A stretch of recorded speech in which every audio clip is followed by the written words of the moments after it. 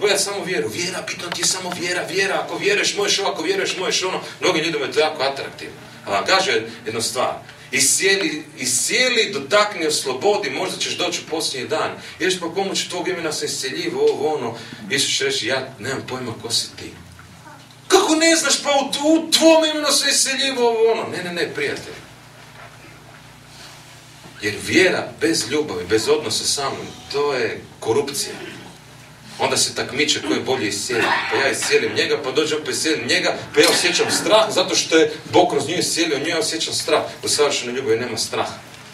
To su gluposti koje se događaju u crkvi. Nama treba iscijeljenje. Ja prvi hoću iscijeljenja. Ja trebam iscijeljenje. Ti trebaš oslobođenje od demona. Ja ću vidjeti da to pršti po crkvi, ali zna se dakle.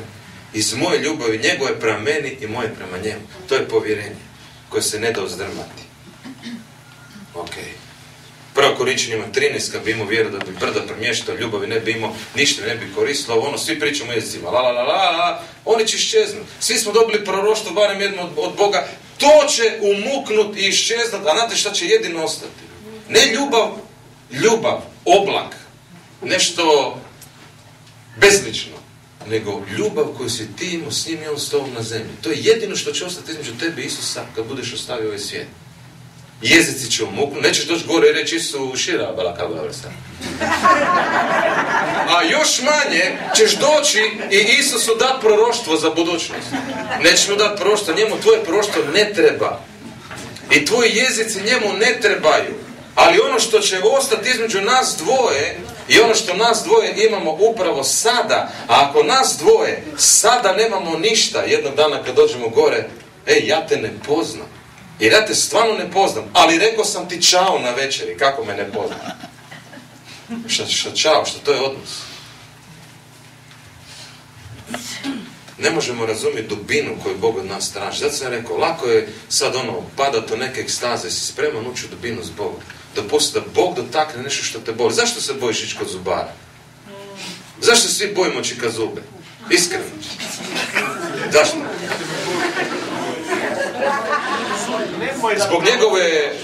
Zbog njegovog odijela? Ne. Zbog njegove kute? Ne. Zbog one maske koju ima na licu pa se ono čini kao razbojnik? Ne. Nego samo iz jednog...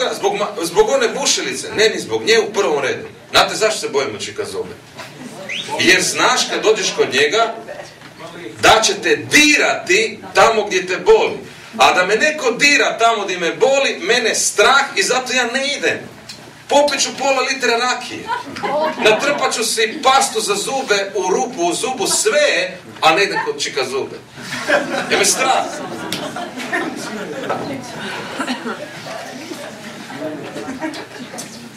Kad sam rekao prije da je Božja ljubav prema meni i moja ljubav prema Bogu oružje koje pobjeđuje svaki strah. Najveći neprijatelj svijeta i čovjeka i ljudskog života je naravno đavo, a primarno oružje, on koristi mnogo oružje, primarno oružje kojim se đavo koristi je strah. Strah. Nemaš pojma koliko ima podvrsta strahova. Strah, čovječe, strah. Svako od nas kad bi se našao u nekim okolnostima u kojima prije nije bilo, prva stvar koja bi to hvatila je strah. Trta. Kako hoćeš, trta ili strah? Trta nad bosanski. Trta ba. Strah ba. Prvi efekt grijeha kad je čovjek pao, grijeh je bio strah. Od Boga, od sebe, od vraga, od svega. Strah me da ću ostati sam. Strah me da će me prevariti. Strah me da će me zabiti nož u leđa. Strah me da ću dobiti otkaz. Strah me da neću imati dovoljno para za plati režije. Strah me ovog straha. Milion vrsta strahova. Strah me ići tamo, strah me ovo, strah me upoznati se. Nevjerojatno, strah me da ću se razboliti. Ja znam koliki ljudi se plaše bolesti. Plaše se bolesti, ne možeš vjerovati koliko se ljudi plaše bolesti. Strah. A ovaj svijet je teretana, dvorana, koja nas svaki dan trenira za strah. Ali svaki dan. Ajmo trenirati za strah. Ona samo bilda tvoj strah. I bilda. I što više da budeš na bildan strahu. Jer se mi bojimo svega, razumijete? Mi se bojimo. I onda nas taj strah tjera na neke oblike ponašanja, na neke radnje koje nikad ne bi radili. Na neke riječi koje smo rekli, koje nikad ne bi rekli da se nismo bojali. Kao što kaže mudra izreka u Bibliji, strah postavlja zamku čovjeku. Uplašiš se i onda iz straha povučeš poteze koje te na kraju strvali u propast. Zašto je Petar izdao Isusa? Zato što ga je mrzio. Je li Petar mrzio Isusa? Ne. Zašto ga izdao? Zbog straha. Za vlastiti život. Ja te neću izdat nikada, vam kaže jednu stvar. Lako je to reći. Jako lako. To mi kršćani, koje mi riječi koristimo, to se ni Bog nije usudio izreći još. Koji je sve moguće. Ali mi, brde i doline, što kaže onoj večernjoj školi, kako to lijepo zvuči na hrvatskom kad obećaš brde i doline. Pa to na nijednom jeziku ne zvuči tako lijepo kao na našem. Sve ćemo mi. I onda kad dođe trenutak i trebaš pokazati, promakni, zbog straha. Nikog ja ne osuđujem, da kažem, strah je mene pogodio jako puno puta. Bilo je trenutak kad sam mislio, sad sam pun vjere, u sljedećem trenutku, takav strah me pogodio, koji je prerastao u takvu paniku. Poslije sam došao kući i razmišljao, čovječe, nevjerojatno. Strah, slušajte ovo, je najjači zloduh ili demon na zemlji prisutan danas. Koji apsolutno cijelo čovječanstvo osim kršćana, čak i mnogi kršćani, drži ropstvo. Mnogi demoni su horde demona, ali strah je najjači zloduh. Jer posljednji neprijatelj koji je trebao biti pobjeđen u Isusovom osvajačkom pohodu ljubavi na ovaj svijet je smrt. Ne smrt kao smrt, nego strah od smrti. A u Hebrejima piše da nas je on oslobodio straha od smrti. I kada Božja ljubav uđe u tvoje srce, jedna od stvari koja će pobijediti sve ostale strahove je strah od smrti. Jer ko se ne boji smrti, taj se ne boji ničega. A mi dođemo ovdje i kažemo, ja se ne bojim, Isus je uskrsnuo, ja se ne bojim smrti. Ok, zašto se bojiš šefa na poslu? Ne bojiš se smrti, a bojiš se šefa na poslu. A tvoj šef se boji smrti.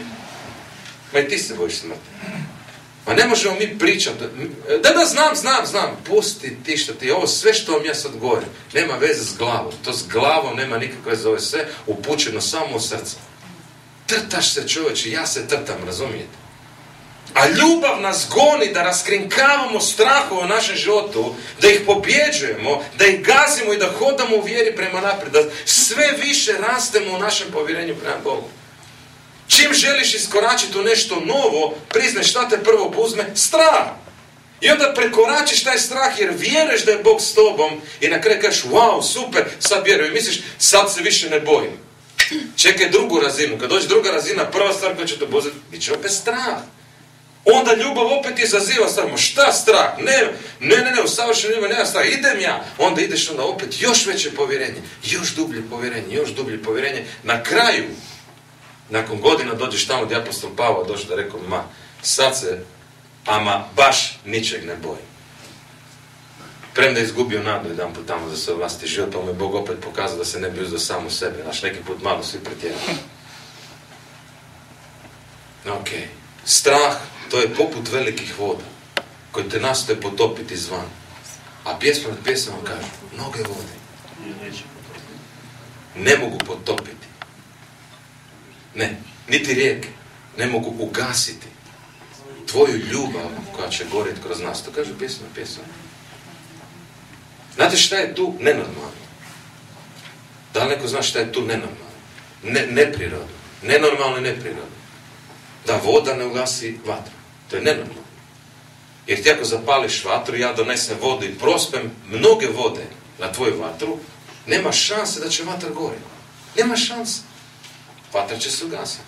Ali mi imamo obećanje da mnoge vode koje nas nastoje potopiti izvana i rijeke koje nastoje ugasiti plamen koji nama neće ugasiti Božju vatru koja gori kroz nas.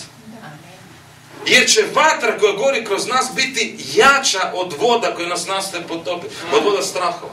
Čovječe, koje obećanje? Onda kad pivaš tu pjesmu razmišlja o tome. Ocean se prospe na tebe jednog malog, naizgled beznačajnu osobu, a ti i dalje goriš ko baklja. Goriš ko rakija. Ljudi moji. Jači je onaj koji je u nama od onoga koji je u svijetu. I to je istina. Amen. Opet vi sami. Vjerujete to stvarno? Da. Ok. Ja vjerujem. Znaš kako je ovaj engleski detektiv uhvatio lopova kad su krali po školi? 1000 učenika, jedan je maznuo, a sad ko zna ko je 1000 učenika? I sad on dolazi i kaže, neko je jučer pljačkao školu, svi učenici šute, samo viš lopova. Ja nisam! Kaže, zovite mi ovog dečka. Na kraju stvarno on bi je maznuo. To ti je tako, onaj koji nije prvi kaže, koji je, kaže prvi da nije. Tako ti, ja vjerujem, znači prva si prozvan. Ti kaza, znaš ono, ti kaza. Ok, idemo dalje, idemo prema kraju. Poslije samo jedna stvar koja se... Ovo je otkrivenje. Jeste znali da se strah boji? Strah plaši i strah se boji. Jer kad je demon straha vidio Isusa, nije rekao, ej, ajmo ga malo uplašiti. Bu! Znaš ono, nego su trčali kad su ga vidjeli, gotovi su bili. Pali na koljene, rekli, molim nas mučiti. Dopusti nam ovo ili dopusti nam ovo. Ajmo. Šigo dalje. I svi se razmahli. To ti Isus radi sa strahom. Demoni straha padaju na koljena pred njega. To ti je autoritet. A zašto? Zato što otac ljubi sina i sin ljubi oca. I to je takvo uvjerenje daje Isusu da se on ničeg ne boji. To je eksplozija. Odatle vjera dolazi. Jer to što ti poznaš i izgovaraš ime Gospodnje te neće spasiti. Neće se spasiti sad koji mi govori Gospodine, Gospodine, Gospodine, Gospodine, Gospodine, što onim religioznom intonacijom koja ja kada čujem ja prodivljam. Moram pobjeći van, smirit se. Odem do džamije pa se vratim. I se smirim. Lakše mi je slušati onog nego ovo, vjerujte. Onaj barem pjeva ako ništa drugo. Ovo je tu, naš kad počne cviliti, ja odvalim. Jako se dobro je. Odlični su. Ja ih volim. I Bog ih voli, Bog želi spasiti koje sve drugo. I to ne da ih samo da ih želi spasiti, Bog će spasiti masu. Ja to vjerujem. Nije njegova ruka prekratka da spasi. To, naš Bog je moćan Bog. Ali kaže, ja vjerujem u Boga, ma i đavo vjeruje u Boga. I dršće. Jer to nije vjera, to je vjerovanje. Ja govorim o vjeri koja je plod ljubavi. Ok, 1. Ivanova, savršena ljubav izgoni svaki strah, ne neke strahove, svaki strah, a tko se boji, piše u Bibliji, nije savršen u ljubavi, odnosno riječ kaže nije potpun u ljubavi. Znači nisi dopustio da ta ljubav uđe u tebe potpuno i da se više ničega ne bojiš. To je korijen straha. Korijen straha je nedostatak ljubavi u našem životu, nedostatak sigurnosti da nas Bog voli i da je s nama ovdje sada tu. Zato se bojim. A di počinje priča između Boga i čovjeka? Sa svakim čovjekom, gotovo sa svakom osobom koju je Bog pozvao. Jer je rekao, ej, želim imati nešto s tobom. Jer nisu došli ljudi pa rekao, ej, želim imati nešto s tobom. Bogu, nego je Bog prvi koji je ljubio, rekao, ej, želim imati nešto s tobom. Znate, di skoro sve počne? Ne boj se. To je jako interesantno, ozbiljno. Dođe kod čovjek kaže, želim ti nešto reći. Ono ljudi, ma ne boj se, ej, samo ti želim nešto reći. Jer mi se bojimo. Tu započinje priča između Boga i čovjeka, razumijete? Ne boj se, nisu riječi utjehe. Mnogi misle da su to riječi utjehe. Nego je riječi ne boj se, to je poziv da uđeš u intiman odnos s Isusom i da se prestaneš bojati. A ne samo ono, ma nemoj se ti bojati sad, nema, neće čiko ništa. Ne boj se, ne, smiri se, evo. Sad se ti smiri pa te staje na koje. Ne, on te zove, on kad ti kaže ne boj se, on te zove, upoznaj me i prestani se bojati. Mojsije, idi kod faraona. Pa ko sam ja da idem ja kod faraona? Ne boj se čovječe, ja ću biti s tobom. Pa ščir. Pa šta ti je u ruci? Pa šta? Glupi štap. Pa uzmi taj glupi štap, digni ga. On ga digne ono čuda. Sad vidiš. I dosta, stavi ruku njeden. On stavi ruku njeden i zadi van gubavu ruku. Čuć, ja bi umro straha. Odmah ruku nazad njeden. Bože, cijeli spasi. Ja sam s tobom, ne boj se. Ja sam s tobom, upoznaj me. Šta Joša? Pročitajte prve 2 glave Joša. Joša, moraš osvojiti svu obećanu zemlju.